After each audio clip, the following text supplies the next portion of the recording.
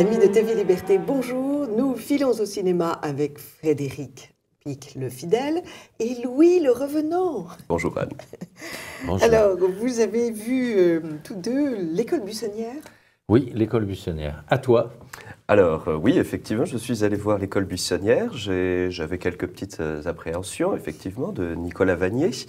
Et j'ai été Belle en et Sébastien. Sébastien. Il faut le rappeler. C'est vrai, c'est vrai. Et je dois admettre que j'ai été quand même très agréablement surpris. Alors, très rapidement, l'histoire n'est en réalité qu'un prétexte. Ça se passe en Sologne à la fin des années 20, début des années 30. Un petit garçon de la ville, de l'assistance publique, dans la forêt. Voilà, des boules dans la forêt. Il y a toute une histoire, évidemment, toute une intrigue familiale dans laquelle on va avancer progressivement, mais je ne veux pas en révéler davantage. Par contre, effectivement, ce petit garçon va rencontrer notamment un vieux et curieux personnage. Braconnier, effectivement. Et sur les terres du comte. Un braco. François Berléand. Tout à fait. Et en tout cas, il va découvrir à partir de ce moment-là tout un pan et tout un rapport à la terre que peut-être seuls les Français savent reconnaître. À la terre, à l'attachement à la nature, surtout et aux animaux. Et aux animaux.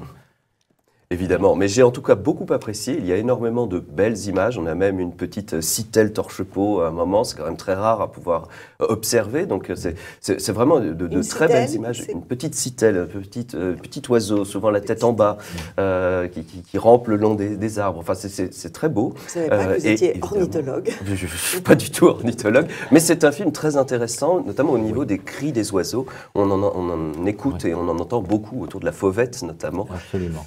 Donc, je ne sais pas ce que tu en as pensé. Moi aussi, il y a une très belle bande-son. Je trouve que le sujet est quand même un petit peu naïf et un petit peu facile. Je pensais que Libération et Consort allaient le traiter de film pétiniste, puisque c'est un film à la nature, etc. Mais quand même, parce que c'est quand même assez vicieux, parce que le comte, c'est quand même un gentil, parce qu'il a des roms qui sont sur sa propriété. Il les laisse, les robes, sur sa propriété. Tandis que son fils, qui est un méchant, veut les virer, parce que c'est un méchant et un abruti d'ailleurs, parce que c'est très quand même manichéen. Et lui, alors, il veut entourer la propriété. Enfin, entourer la propriété, oui, pour pas que des gens y rentrent. Mais en même temps, c'est dommage, parce qu'il y a un grand cerf d'Icor, magnifique, parce que le tournage, alors, si vous aimez la nature, allez le voir. Parce que franchement, la Sologne, c'est fantastique. Le cerf, le d'Icor, etc. La chasse à courre est merveilleuse. Et il gracie le cerf. Parce que le cerf, donc, ça, c'est des très belles choses. François Berléand est très bien en conte, un peu patelin, etc. Donc, je ne pense pas qu'ils traiteront de... Et Cluzel est toujours, François Cluzet est toujours très bon dans ce genre de rôle. Alors là, il est mal rasé, comme moi ce matin. C'est lui le braconnier. Et alors, c'est très drôle parce qu'il y a le garde-chasse qui est sans arrêt derrière lui, le petit enfant entre les deux. Donc, c'est amusant, c'est un peu naïf. C'est, allez, disons, 9-16 ans, mais il faut y aller en famille. Et je vous le recommande, moi aussi. Ah oui, vraiment. Donc, en tout cas, j'ai été très agréablement surpris. J'ai passé un très bon moment. On ne s'ennuie pas. Il n'y a pas de longueur. Absolument. Et même dans la forêt, les scènes dans les bois sont vraiment très, on s'ennuie pas un instant, très agréables. Très bien. Alors, moi, je suis allée voir numéro 1 avec Emmanuel de Vos, qui est donc ce film très féministe sur la volonté de certaines femmes d'arriver à la direction des grandes entreprises, et notamment les entreprises du CAC 40.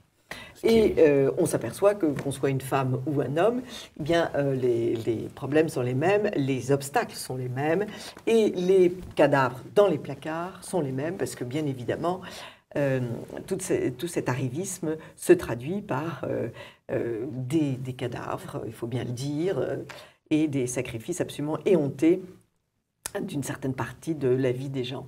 Emmanuel de Vos joue très très bien. C'est un apprentissage des mœurs de ces grosses sociétés. Je supputais, mais je ne pensais pas que c'était aussi effrayant que ça. Et ça ressemble bien à la réalité. Donc c'est une tranche de vie dans les tours de la Défense ou dans les tours d'ailleurs. qui est intéressante. On ne perd pas son Mais vous temps. dites c'est féministe parce que je crois, sans C'est- avoir vu le film, que c'est quand même moi, pauvre femme, j'ai beaucoup de mal parce que les hommes m'empêchent d'arriver. C'est un club de femmes qui fait en sorte de mettre tous ses efforts financiers, agences de communication, pour faire que la succession d'un grand groupe soit donnée à une femme. Le Oui, moyen c'est de ça, parvenir. oui, c'est Voilà. ça, c'est le moyen de parvenir. Ce qui n'a pas Alors- empêché d'abord, depuis ces 20 dernières années, des tas de femmes d'être à la tête de très grandes sociétés, y compris comme Anne Lauvergeon. Oui, oui. On a vu ce que ça a donné d'ailleurs avec Areva. Oui, enfin, c'est le problème d'Anne Lauvergeon, c'est pas le problème Oui, des femmes, non, non, cher c'est le Frédéric. mais j'ai pas dit ça, mais Oui. on a vu ce que ça a donné Oui. avec. Oui, si, vous avez Anne l'air de Lauvergeon. dire qu'il ne faut pas mettre une femme à la tête pas d'une du- mais société pas du parce tout. qu'on a Anne Lauvergeon. Non, non, c'est pas du tout ce que je veux dire, donc Bon. c'est pas la peine. C'est pas du tout ce que je veux dire. Je dis, on a vu ce que ça a donné parce qu'elle a été aussi promue Oui. parce qu'elle était une femme Oui, aussi, c'est et pas en fonction de la compétence. C'est ça. C'était très, très clair dans ce que je voulais dire, C'est ça. parce que c'était quand même Ça va mieux en le la disant. Sherpa, c'était quand même la Sherpa de M. Mitterrand, Absolument. qui, bon, je ne vais pas insister là-dessus, mais enfin, comme il avait beaucoup de petites amies, la promotion canapé, ça existe aussi. Bah, Absolument. Harvey Weinstein en sait quelque chose, visiblement. Absolument, absolument. C'est un sujet, oui. Mais d'ailleurs, il faudrait faire un film. Est-ce qu'il y a eu des films sur... Oui, promotion canapé, mais c'était pas à ce canapé, niveau-là. voilà. De toute façon, dans le cinéma, enfin bon, on peut en dire un mot, parce que Bon. Weinstein est quand même malheureusement un très grand producteur, qui a fait beaucoup de succès, et là, il aura du mal, parce que c'est quelqu'un qui a énormément de flair. C'est lui qui a sorti des gens comme Matt Damon, etc., etc. C'est un grand dans le cinéma. Malheureusement, il s'est conduit comme un porc, et je pense que c'est totalement exploité aussi, puisque tout ce milieu gaucho, parce il était démocrate, s'est tu, et puis il y a toutes les femmes qui ont dû en profiter et pour pouvoir faire carrière grâce à lui, et qui maintenant vont le poursuivre pour avoir des dommages et intérêts. C'est vraiment la carambouille et vraiment ignoble du cinéma, et c'est les basses-fosses du cinéma. Absolument, absolument. Alors, revenons en arrière, puisque, Louis, vous avez vu Blade Runner. Oui, tout à fait. 2049, donc la suite logique, vous en avez déjà parlé, donc je ne vais pas m'étendre, mais je voulais quand même apporter un petit peu, moi aussi, ma petite pierre. Oui. C'est un film que j'ai beaucoup aimé. Denis Villeneuve ne fait que me surprendre agréablement de plus en plus. Je pense que c'est vraiment un réalisateur qui ira loin. Et vraiment, je veux Je rappelle ce qu'il avait fait, Sirocco. Sirocco, Très beau effectivement. film. Et celui que j'ai particulièrement Sirocco, aimé. d'ailleurs. Non, oui, pas Sirocco. Sirocco. C'est oui, je ne me souviens plus, mais le Sicario, film. Sicario, les tout à fait, les tiré de Sicaires. Sicaire en espagnol. Effectivement, c'était très réussi déjà, Réussi. très, Et premier très fort. contact.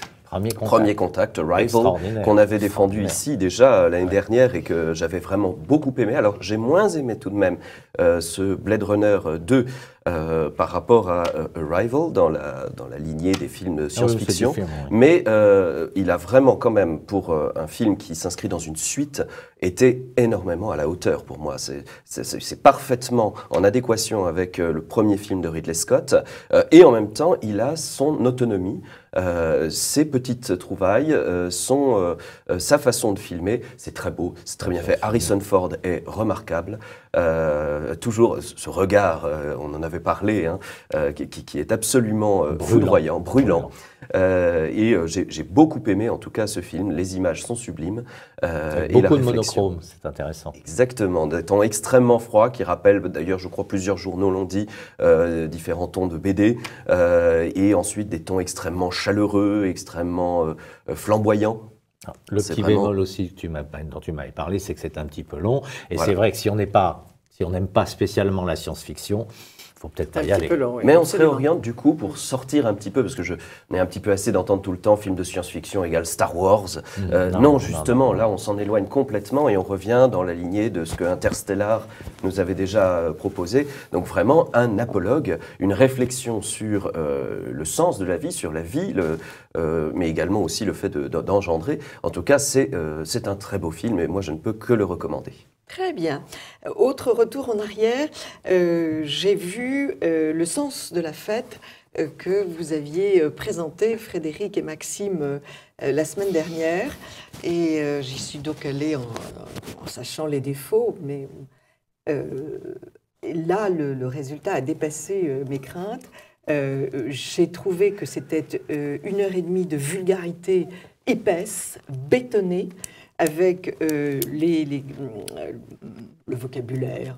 Je m'en ça, bats les couilles et le reste. la fille de Dès banlieue, le départ, évidemment. la fille de banlieue. Oui, mais moi, si vous voulez, je ne paye pas 12 € pour entendre Non, mais ça. il y a Donc, la fille de banlieue, on peut avoir que ça. De toute façon, ça, c'est clair. la vulgarité, mais alors épaisse, dans le langage, dans le comportement, mais dans le comportement, donc c'est l'histoire d'un mariage, côté cuisine, côté organisateur de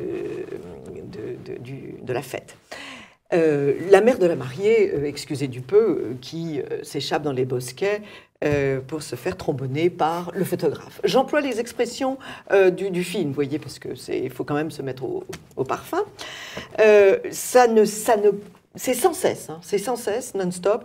Et par ailleurs, le multiculturalisme à chacune des images du film, puisque la chef de rang est donc cette africaine, et la fête est sauvée du désastre par des serveurs pakistanais qui sont en réalité dans leur pays de grands musiciens et qui vont prendre des flûtes dans ce très beau château et qui vont sauver la fête puisqu'il n'y a plus d'électricité, parce qu'il y a un crétin de Français qui a fait sauter toute l'électricité. Parce que, bon, quand même, pour ces gens-là, tous les Français sont des crétins et les autres sont des gens très intelligents et brillants.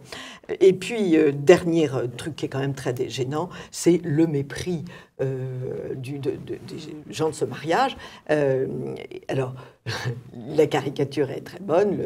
Le marié est un narcissique épais qui fait un spectacle et qui se fait un discours à sa propre gloire.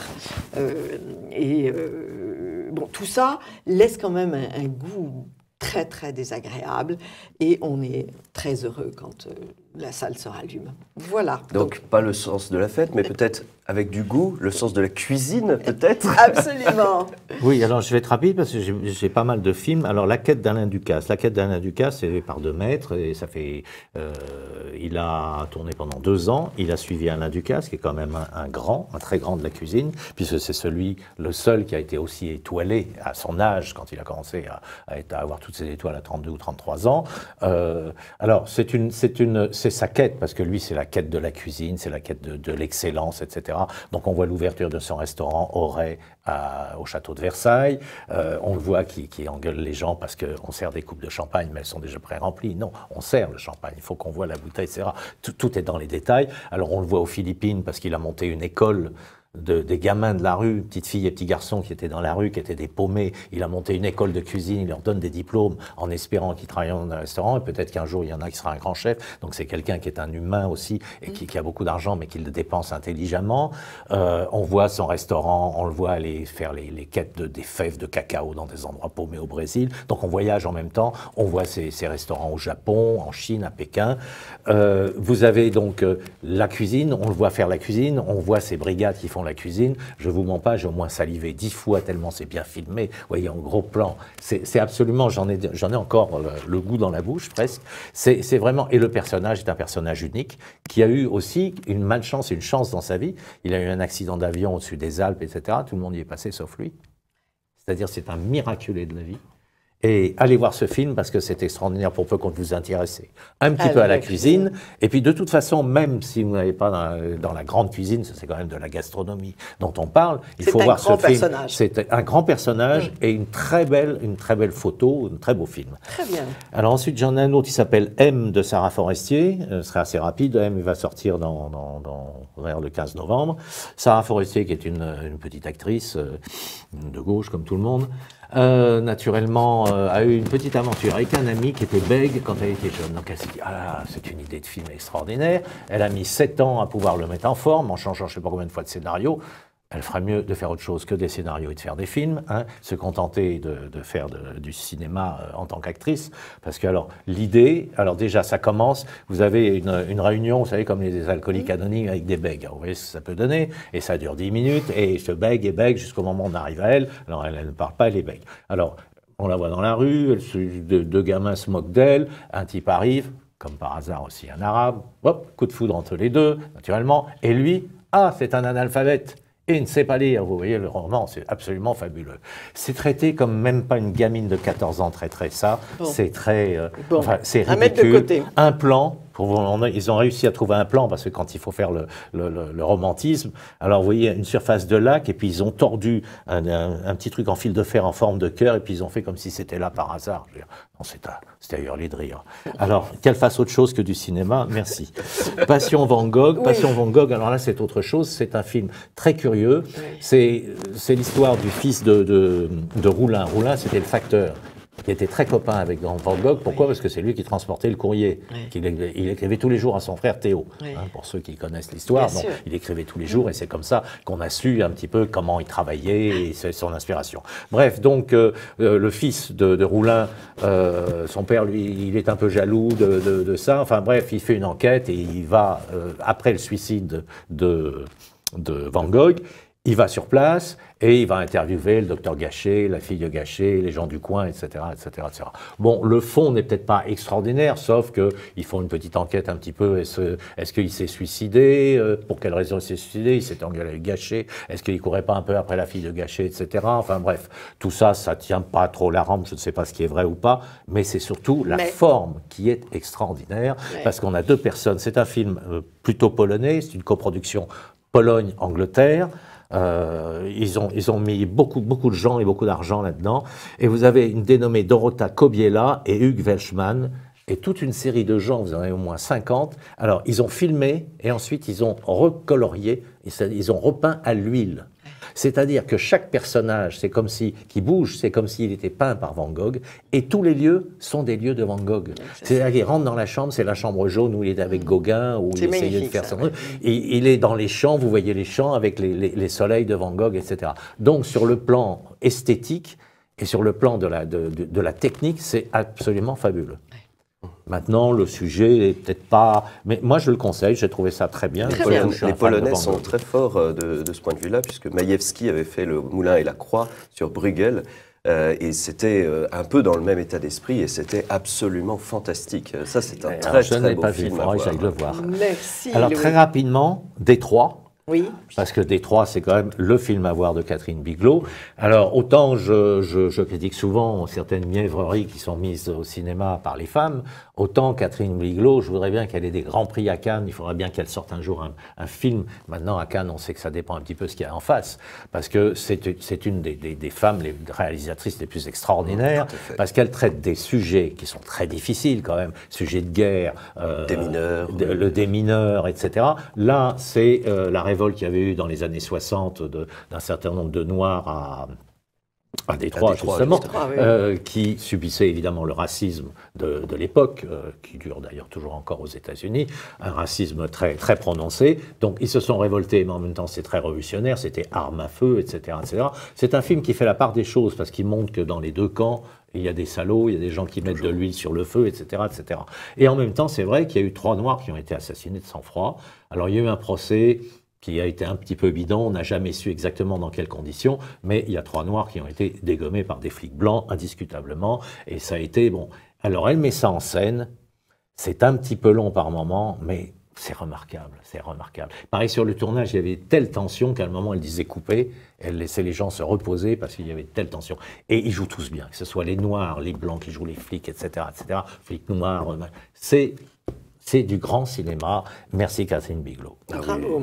Il faut continuer à la soutenir, en tout cas. Bien. Oui, absolument. L'atelier de Laurent Conté, alors 2 mots, l'atelier c'est l'histoire évidemment, Laurent Conté, gauchiste, donc c'est toujours le message, il l'avait fait Entre les murs, c'est un bon réalisateur, il commence bien, c'est l'histoire on fait un atelier, c'est Marina Foïs qui est très bonne dans le film, qui est là, qui est déléguée par l'éducation nationale pour des paumés, alors évidemment il y a 2-3 blancs, 2-3 noirs, 2-3 arabes, c'est la jeunesse de maintenant, et on les voit, c'est du côté de Marseille, non à La Ciotat, donc, et l'écriture. Alors on va écrire un film, on va écrire un roman plutôt, on va écrire un roman. Donc chacun donne son point de vue, ah ben si on le faisait sur l'ancien chantier de La Ciotat, etc., etc. Bon bref, Et il y en a un qui est là, assez musclé, un garçon qui est assez renfermé sur lui-même, qui s'oppose assez souvent aux Arabes là, donc il y a des tensions, etc.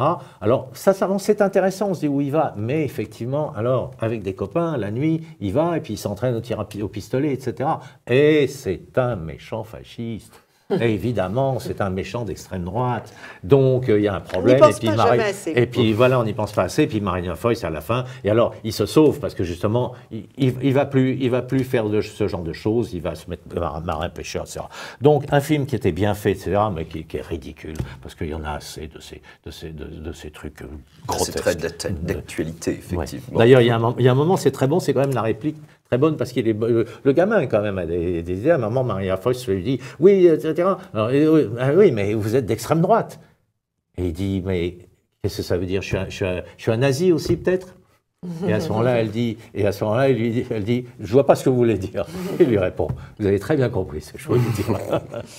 Une reprise, Louis? Oui, tout à fait, dans les vieux films, parce que quand même, il faut ne pas les oublier, au Reflet Médicis ou au Brady, dans le 10e arrondissement, donc pour ceux qui sont parisiens, on repasse Nostalgia de Tarkovsky, et c'est l'avant-dernier film de Tarkovsky, celui qu'il a fait quand il était en exil en Italie, et c'est un film absolument éblouissant, d'une très très grande puissance émotionnelle, mais aussi mystique. Il y a toute une réflexion sur l'exil, le poète en exil, et c'est Tarkovsky. Bon, c'est du russe en plus. C'est du russe. 100%. Et il y a d'ailleurs chose très particulière, je ne sais pas si c'est moi ou si c'est voulu, mais la musique qui ouvre le film est celle de Verdi, donc le Requiem de Verdi. Et c'est à chaque fois que j'écoute cette ouverture de Verdi, j'ai l'impression d'entendre l'ouverture d'une pièce russe. Mais non, c'est Verdi, il est italien. Or, c'est Tarkovsky russe qui filme en Italie. Et je ne sais pas si c'est voulu, mais c'est quelque chose d'extraordinaire. En tout cas, Nostalgia de Tarkovsky a tellement inspiré la plupart des cinéastes qui sont venus derrière et continuent à faire rêver. Il faut de toute façon aller le voir. Erland Josephson est absolument sublime dans ce rôle en parlant en italien. La traversée de la piscine Sainte-Catherine, donc avec une bougie allumée, c'est quand même un plan séquence qu'aujourd'hui on n'oserait plus faire. Plan séquence qui dure presque 10 minutes, où l'homme avance puis repart puisqu'il a la bougie s'est éteinte, donc il va la rallumer et il doit refaire les choses. On n'imagine plus ça aujourd'hui. Et c'est absolument extraordinaire. C'est un film sublime à voir. Et alors tu as raison parce que nous avons des auditeurs sur Paris. Malheureusement, pour les autres, ils ne vont pas le voir, sauf peut-être dans certaines villes de province. Mais si vous habitez Paris, la région parisienne, allez voir ces anciens films. Vous avez la chance d'être Paris, la capitale des cinémas. Oui. Et il y a également Visconti, Mort à Venise, qui ressort là, à la Cinémathèque, et d'autres Visconti, mais moi je retiens quand même Mort à Venise. Ne serait-ce que pour Malheur, l'Adagietto de la 5e, c'est quand même quelque chose d'extraordinaire. Et vous vouliez ajouter quelque chose au film Ça, le film d'horreur? Simplement une petite... pas du tout pour inciter les gens à y aller, c'est un film d'horreur. Bon, il y a des choses très belles. C'est un film, on sent qu'il y a eu énormément de budget et une profonde réflexion sur la façon dont les plans ont été menés. Donc, il reste quand même relativement réussi pour un film d'horreur. Ce n'est pas un film d'épouvante, je tiens à faire la distinction. J'aime l'épouvante, je n'aime pas l'horreur. Et ce qui m'a beaucoup impressionné et intéressé, c'est que la salle, ça faisait 2 ou 3 semaines qu'il était sorti, la salle était pleine à craquer. J'étais pourtant pas dans un petit cinéma, l'UGC Bercy, pleine à craquer. Les gens étaient assis sur les marches, mangeaient d'ailleurs sur les marches. Le hashtag balance ton porc, on pourrait le faire aussi, mais au niveau de la nourriture, tous les Français ne sont pas de fins gourmets. Mais la salle était pleine à craquer. Nécessité économique, UGC vend de la bouffe, donc on se met à manger en regardant. Ce qui se passait dans les cinémas américains. Ce qui se passe, il ne faut pas oublier que beaucoup de salles de cinéma américains ont les 2/3 des recettes dans la nourriture, la boisson, etc. Donc une chose intéressante, c'est que le public était relativement jeune, jeunes adultes, adolescents. Il était plein à craquer et pas une fois, c'est quand même quelque chose d'assez rare pour le noter, la salle n'a été silencieuse. À chaque fois, pendant tout le film, il y avait un bruit de fond incessant. Alors je ne sais pas si c'est une forme d'exorcisme des temps modernes que d'aller voir un film d'horreur pendant lequel on parle, parce qu'on sait qu'on va de toute façon sursauter à ce moment-là, mais j'ai quand même trouvé cela suffisamment intéressant pour le noter. C'est une réflexion très très intéressante. À reprendre peut-être pour une prochaine fois. Merci beaucoup. Alors, résumons, nous vous invitons à voir L'école buissonnière, le deuxième numéro 1, La quête d'Alain Ducasse, La passion Van Gogh, numéro 1, bien sûr, Détroit, et revoir ou découvrir Nostalgia de Tarkovsky et Mort à Venise et Blade Runner. Et surtout, n'oubliez pas de ne pas aller voir M, qui veut dire en fait Mo, parce que Mo c'est Momo, c'est pas Maurice, parce que maintenant Momo c'est Mohamed. Hein. Oui. Mais alors, il s'appelle Mo, mais c'est M. Oui, alors, surtout, n'allez pas voir ce film de Sarah Forestier, parce que c'est... J'aurais dit Mo, M-A-U-X. Et de ma part, le sens de la fête, parce que je n'ai pas ri une seule seconde. Voilà, chers amis, à très vite sur Parle de Culture. Et bonne journée à tous. Merci. Au revoir. Au revoir.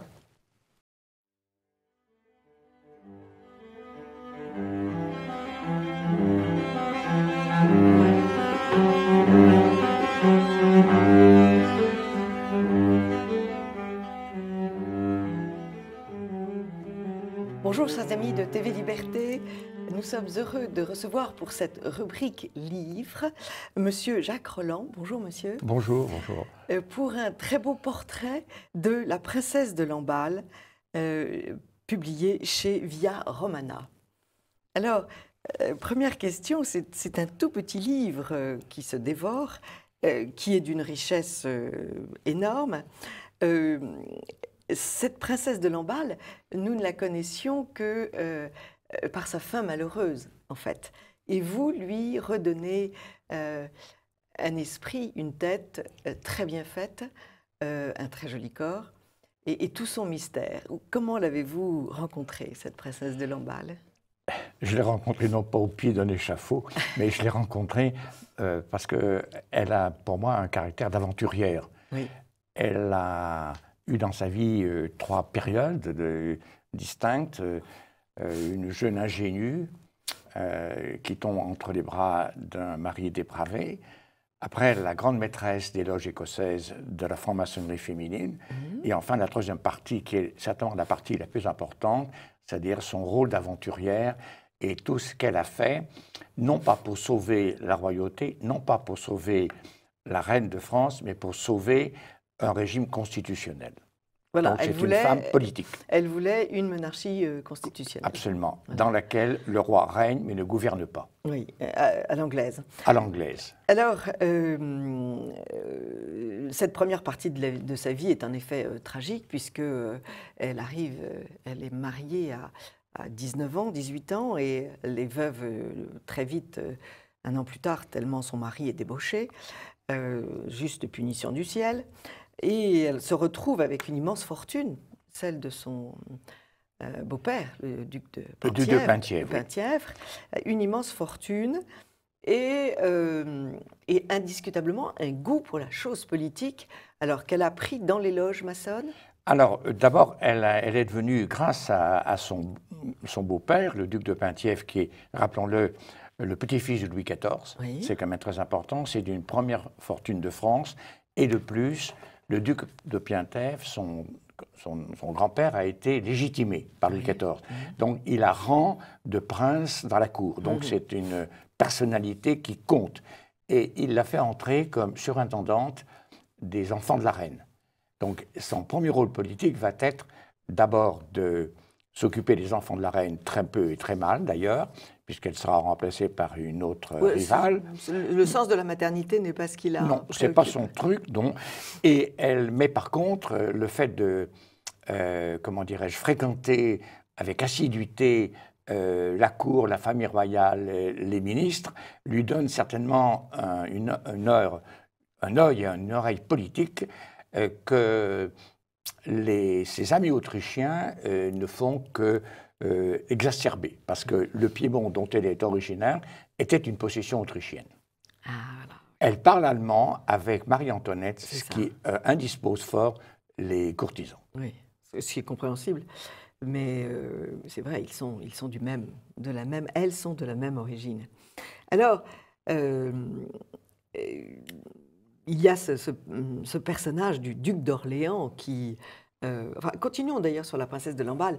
Elle elle a une allure tout à fait étonnante. Elle est un petit peu androgyne. Elle est mais elle est plus qu'androgyne. Elle sait monter à cheval. Elle sait monter à cheval. Elle sait manier l'épée. Elle s'habille en homme. Elle s'habille en homme. Elle est souvent déguisée en lieutenant de hussards. Elle vient à la cour. Alors, elle se déguise pour aller et venir à son aise. Exactement. Elle fait penser au personnage de Virginia Woolf, Orlando. Mais exactement. Elle fait penser aux personnages de l'époque, qui sont, par exemple, le chevalier d'Éon, oui. qui aime se déguiser, et elle se déguise pour venir à la cour. Oui. Et elle se déguisera de plus en plus au fur et à mesure que les événements politiques vont s'aggraver. Oui, le danger étant de plus en plus grand, il faut... Alors, elle passe pour un homme, si bien que le duc d'Orléans, dont vous vouliez parler, son âme damnée lui dit vous devriez coucher avec elle pour savoir si c'est un homme ou une femme. Oui, oui, oui. Duc d'Orléans, qui est l'âme damnée du moment et qui a juré la perte de cette famille royale, tout simplement pour prendre la place. Alors, non seulement pour prendre la place, ce qu'il a essayé de faire pendant la Révolution, Philippe Égalité, c'est bien le surnom qu'on lui avait donné, et curieusement, la princesse d'Orléans va se rapprocher de lui à la colère du roi et même de Marie-Antoinette, parce qu'ils ne comprennent pas pourquoi elle se rapproche de lui. Oui. Mais elle se rapproche de lui parce qu'elle se dit, il vaut mieux... Par diplomatie. À nouveau, oui, c'est la pure diplomatie. Oui. Il vaut mieux un roi qui règne et ne gouverne pas plutôt qu'une révolution ou une république. Bien sûr. Le secrétaire du duc d'Orléans, vous me l'apprenez, est Choderlos des Laclos, oui, excusez du peu. Oui, vous l'avez bien dit. Donc le tandem fait craindre. C'est une âme damnée, c'est une âme damnée. Fait craindre tout de même, oui. Parce qu'il faut rappeler que le duc d'Orléans organise la famine, il garde le blé, il spécule sur le blé et c'est un des grands responsables de... Ah, c'est un des grands responsables, mais tout le monde à l'époque spéculait sur le blé. Hein. Oui. Même la famille royale spéculait sur le blé. Vergennes a spéculé sur le blé. Necker, le ministre suisse des Finances, a spéculé lui-même sur le blé. Dans les comptes rendus de Madame de Staël, elle dit « mon père a spéculé sur le blé ». Donc tout le monde s'est un peu affolé, mais la crise économique, elle est surtout venue effectivement du duc d'Orléans. Alors, évoquons maintenant cette amitié avec Marie-Antoinette.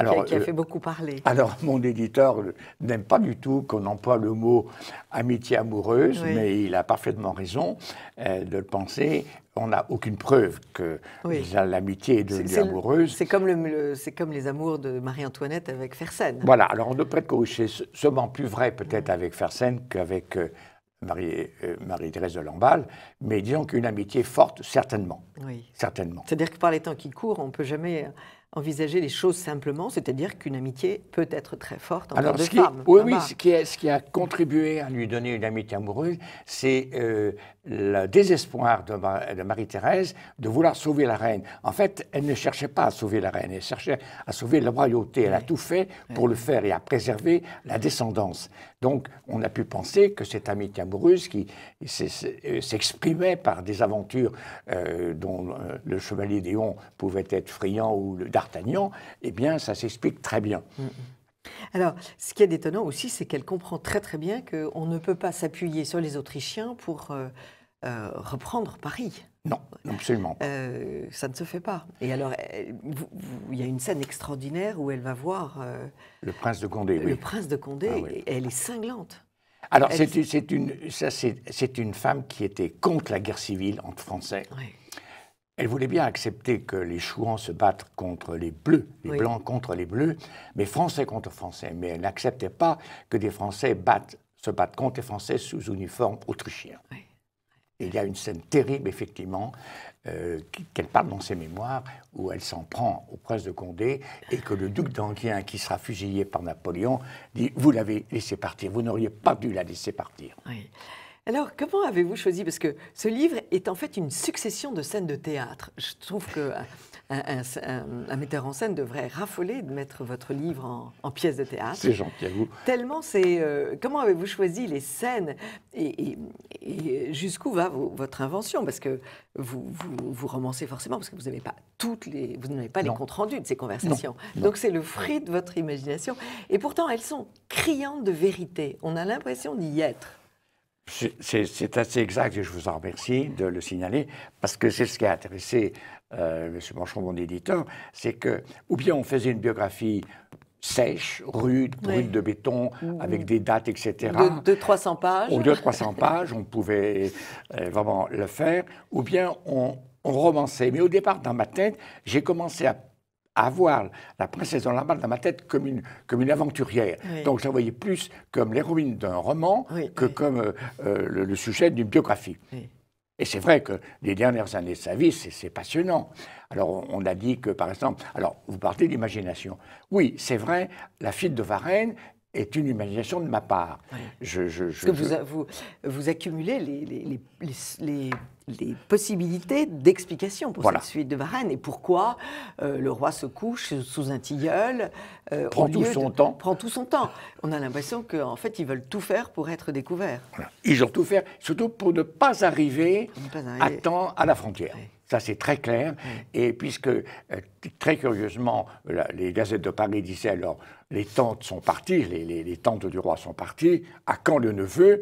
Et tout le monde s'attendait, et la gazette, le Mercure de France, titrait « Quand partira-t-il » Donc tout le monde s'attendait à ce qu'il parte. Mais vous répondez « Un roi ne quitte pas le sol de son royaume ». Non, mais il ne voulait pas le quitter, et donc... Ça m'a rappelé d'autres périodes. Oui, ça rappelle d'autres périodes, exactement, exactement. Et donc, cette Fille de Varennes, sur laquelle il a beaucoup été écrit dans Mona Ouzouf, sur la nuit de Varennes, est un fleuve à épisodes fantastiques. On pourrait faire des tas de romans, mais Dumas en a fait un. Bon, et en fait, je me suis inspiré de Dumas, qui lui a dit « Je suis un journaliste » à l'époque, en 1800. Et il a fait le chemin. Et j'ai fait le chemin de Varennes. Et quand on lit ce petit opuscule, eh bien, on se dit, parce qu'il pose des questions, Dumas, en disant « Pourquoi s'est-il arrêté ? Pourquoi l'auberge où il est arrêté s'appelle le Grand Monarque ?» C'est très curieux. Et il lance des pistes.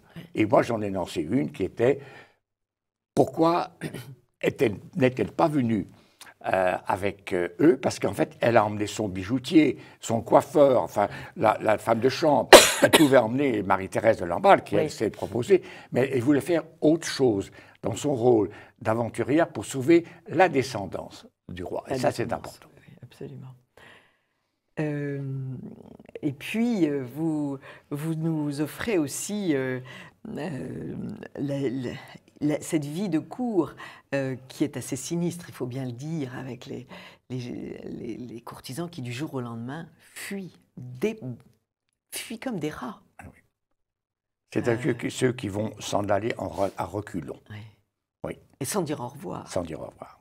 D'autant plus que les propres frères du roi étaient déjà partis. Sans dire au revoir. Mais ces petits livres, encore une fois, chers amis de TV Liberté, se dévorent. Et je crois que vous apprécierez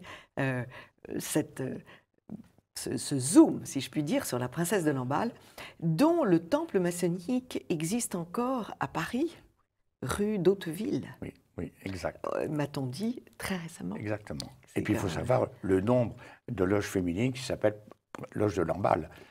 Prince de Lamballe. Il faut rappeler que la Banque de France, qu'actuellement, c'était le siège de l'hôtel du duc de Penthièvre. Et ça, c'était rue des Petits Champs. Oui, exactement. Oui. C'est à côté des Tuileries de l'époque. J'ai très envie d'aller voir cette façade.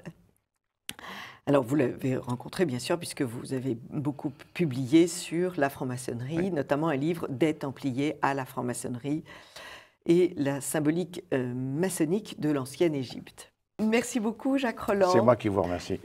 Et lisez La princesse de Lamballe ou Le secret de la reine chez Via Romana.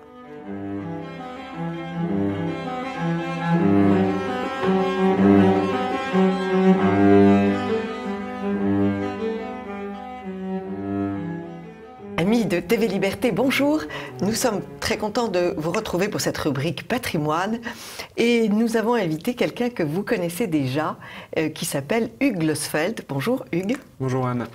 Hugues est ce peintre décorateur qui, avec un talent certain, crée des tableaux, crée des paysages chez des particuliers, rénove de grands panneaux décoratifs et vient au secours aussi des petites chapelles, des grandes églises parisiennes dont on ne voyait plus rien.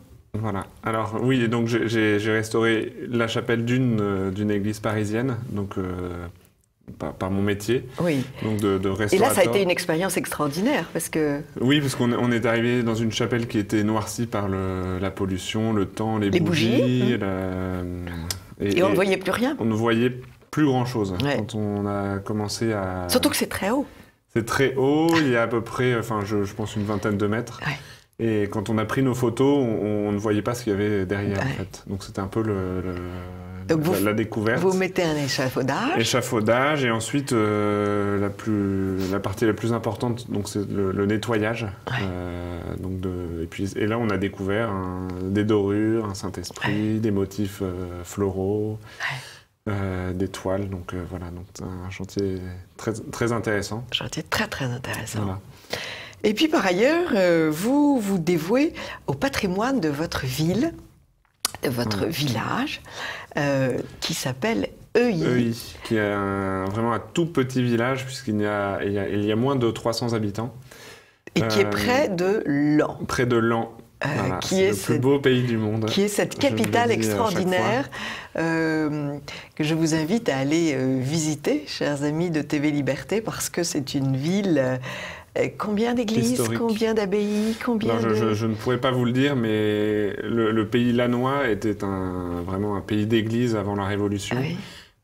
On trouve très peu de grands seigneurs fortunés. C'était surtout des abbayes, des églises, des communautés religieuses. Et tout ça sur un tout petit terrain, un terrain surélevé, parce que la ville de Laon est surélevée. La montagne couronnée. La montagne couronnée. Et Saint-Rémy est né... assez proche, à Cerny-en-Lannoy, qui est tout près de Laon, et tout près de mon village, qui est sur les rives à la fois de l'Aisne et au bord du chemin des Dames.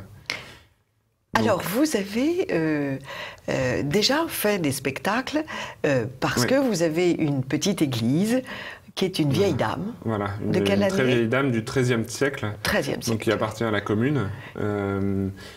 Une église qui a eu la chance de passer à travers toutes les époques et les bombardements. Et les bombardements, puisque nous avons eu la bataille du chemin des Dames en avril 17 et la guerre de 40 aussi qui est passée. Enfin, on a eu vraiment beaucoup d'événements qui auraient pu la raser. D'ailleurs, la plupart des églises des villages avoisinants ont été rasées. Il en reste quelques-unes et cette église avait besoin de travaux. La toiture fuyait de partout, le sol, il n'y a presque pas de sol, on peut dire, l'électricité, on a découvert des fresques du 15e. Ouais. C'est ce qui nous a poussé à monter une association avec les habitants de Heuilly, les Uliacois. Et voilà, donc nous avons commencé il y a 3 ans, et l'association n'a eu de cesse que d'augmenter, rejoint par beaucoup de bonne volonté, de tous âges. Et vous offrez 2 spectacles par an. Et nous offrons un l'été, le 15 août, et un l'hiver. Et un l'hiver, voilà. Et donc l'hiver, c'est, on va dire, un peu notre... musique et poésie. Voilà, instant sacré. Instant sacré. Musique sacrée, poèmes religieux ou sacrés. Oui.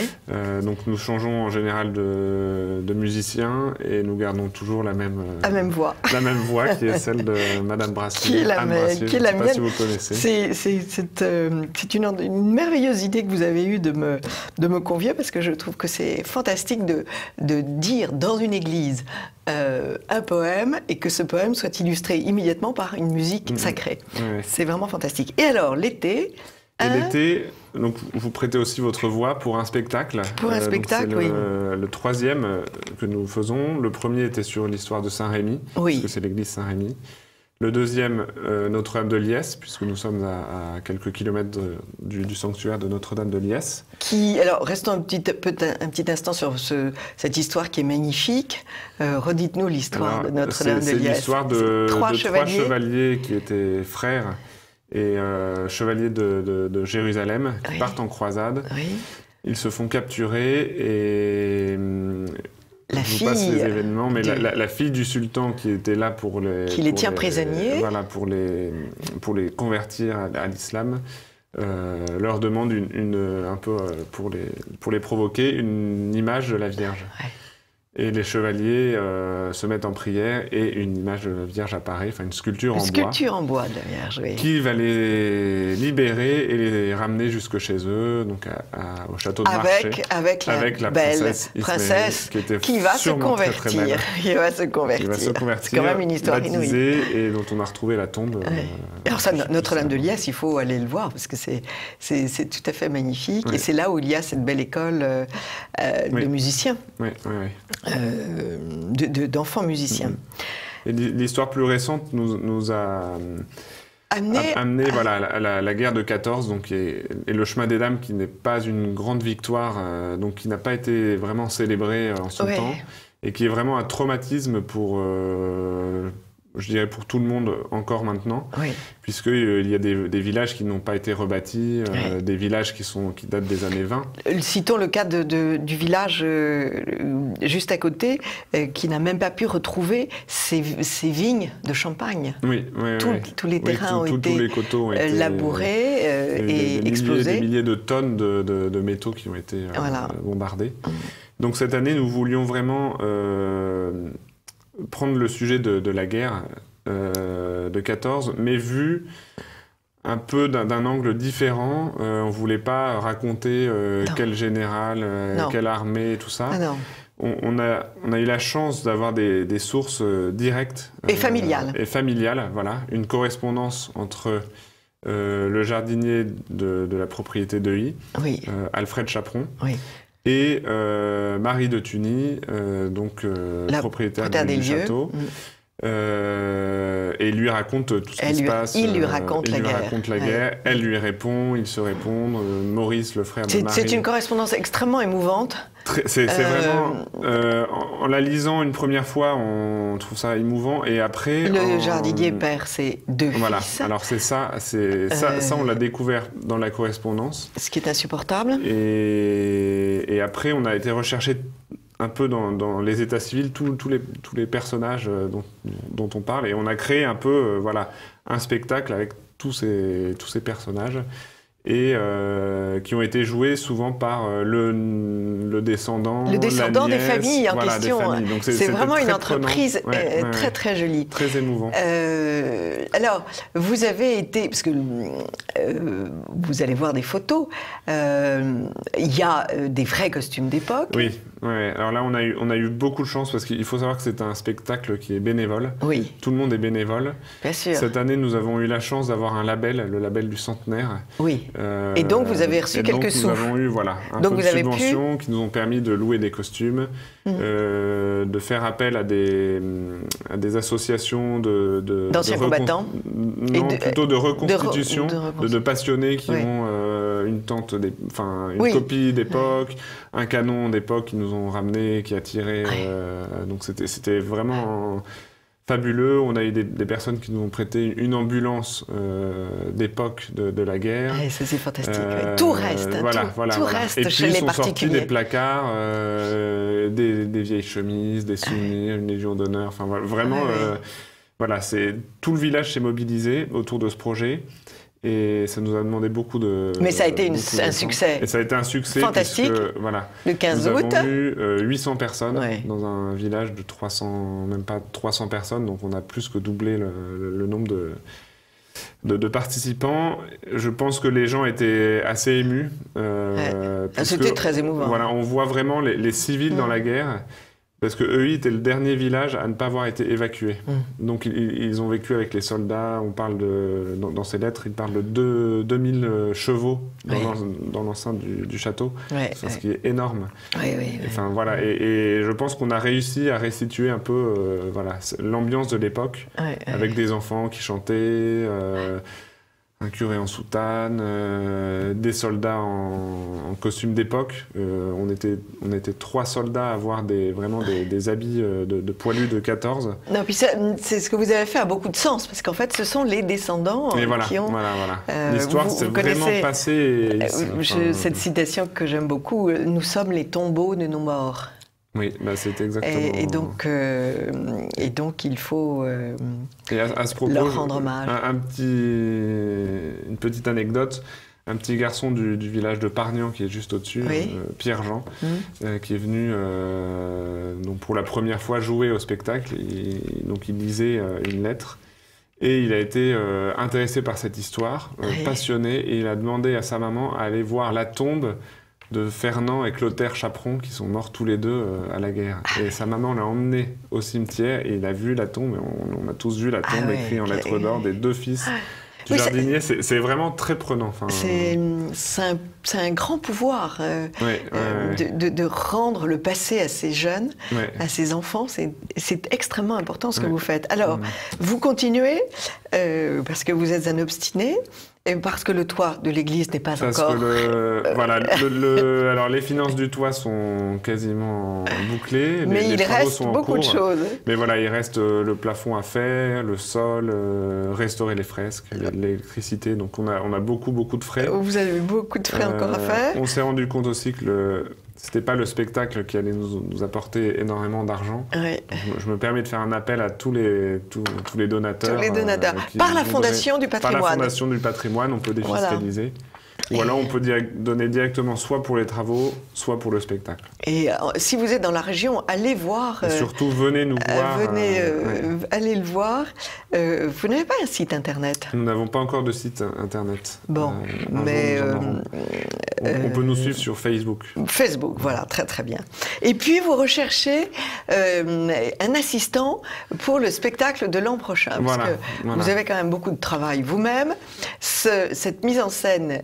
il y a un metteur en scène. Voilà, il y a un metteur en scène. Il faut parler du metteur en scène et de la costumière, qui sont tous les deux remarquables, bénévoles et avec... Peut-être donner son nom, le metteur en scène. Patrick Debuté, voilà. Qui a un talent incroyable. Et Claudine Quentin. Mais il serait bon que l'an prochain, vous ayez un jeune assistant. Alors, si parmi les téléspectateurs, il y a un jeune homme ou une jeune femme qui voudrait débuter dans l'organisation d'un spectacle, eh bien, c'est l'occasion. Voilà, n'hésitez pas à contacter moi. Elle sera accueillie à Heuilly, elle sera nourrie et logée à Heuilly. Blanchie. Et blanchie. Et il faut toujours commencer par mettre la main à la pâte. Pas forcément besoin de faire une école du spectacle. Nous sommes tous novices, sauf Patrick Debuté qui a une grande expérience du théâtre. Mais voilà, il a ce talent de nous faire sortir quelque chose de notre jeu d'acteur, du texte, il a l'art de faire des sous-histoires, parce que donc, je vous ai raconté l'histoire, mais à l'intérieur, il y a forcément une histoire d'amour entre un soldat et une fille du village, des enfants qui jouent. Enfin, c'est vraiment le spectacle total. Avec beaucoup de Non, c'est une très belle œuvre que vous avez entreprise. Bravo. Vous voulez maintenant raconter l'histoire de Heuilly depuis 853. Voilà. Donc, vous en avez pour la 20 années prochaines. 20 années, oui, exactement. Je n'ai pas encore planifié tout. Je ne sais pas si dans 20 ans je pourrais continuer à faire cette émission, mais bon, vous continuerez. Et allez visiter, chers amis de TV Liberté, allez visiter l'an, parce que c'est vraiment... nous sommes ici deux passionnés de l'an. Et moi, c'est une maladie que j'ai attrapée très récemment. Mais c'est le cœur de la France. Mais c'est quand même une très très belle ville qui n'a pas bougé depuis l'époque médiévale. Des kilomètres de remparts. Et donc, c'est un grand bonheur d'aller à Laon. Et c'est à 1h30. 1h30 de Paris, de 2 petites heures. Voilà, 2 petites heures de Paris. Voilà. Eh bien, merci beaucoup, Hugues Losfeld. Donc, rendez-vous sur Facebook. Voilà. Donc, qu'est-ce qu'on tape? EI. Voilà, Association Notre-Dame de I. Voilà, Association Notre-Dame de I. O-E-U-I, 2-L-Y. Voilà. Et vous... EI dans l'Aisne. Dans l'Aisne, voilà. Et vous aurez... Nous vous ferons part de tous nos événements, la crèche à Noël, les concerts et surtout, voilà, cet événement du 15 août. Et votre nom, souvenez-vous bien, chers amis de TV Liberté, Hugues Losfeld. Merci beaucoup, Hugues. Je vous en prie, merci à vous. Et à cet hiver pour le spectacle de poésie. Voilà, nous nous retrouverons. Et de musique. À très vite, chers amis de TV Liberté.